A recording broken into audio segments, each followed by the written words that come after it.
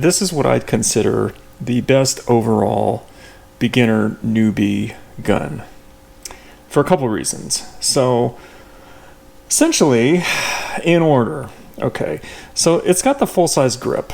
Okay, the full-size grip to me is very useful. It just gives you the ease of grabbing onto. It's comfortable, and it's not like the subcompact or compacts even, where the grip suffers as far as the size, overall size. And it doesn't matter how big your hand is.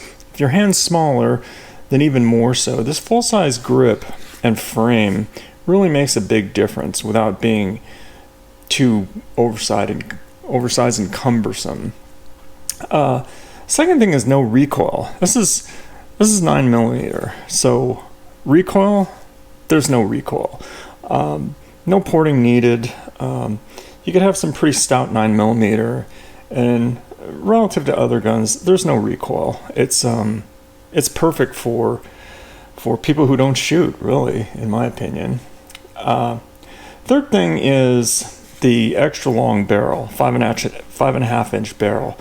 This goes along with the stability and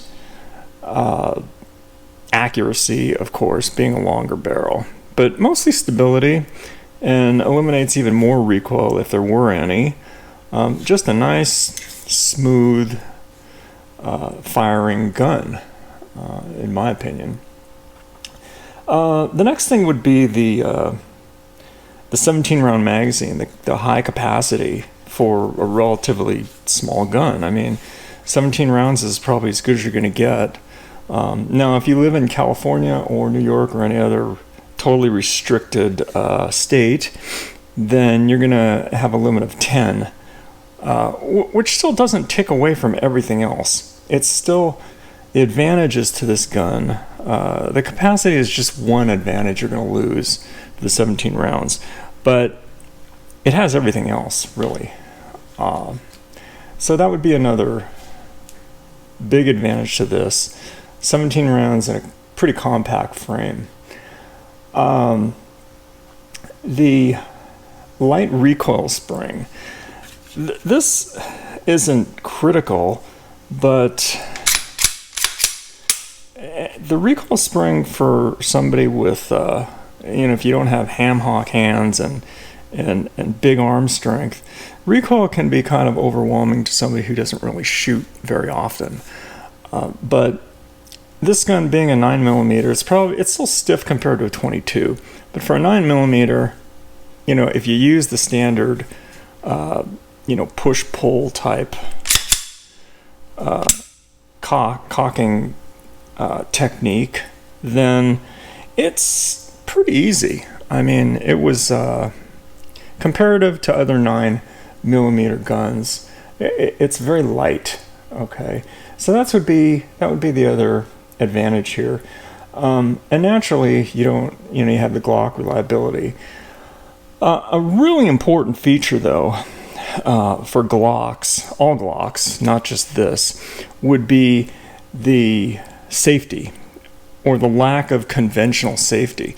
Now, a lot of people disagree, but in my opinion, the Glock safety mechanism here, as opposed to the conventional lock, that for a person who doesn't train with the guns, for a person who knows how to use it but just never uses it, it stays under the bed, it stays in a lockbox, whatever. Hopefully you never need it, but if you ever needed the gun for protection, home protection, let's just say, safeties are, to me, safeties are a big risk factor, because you really don't know if the safety's on. Yeah, you could check and you could look at the little latch, and it's not intuitive though.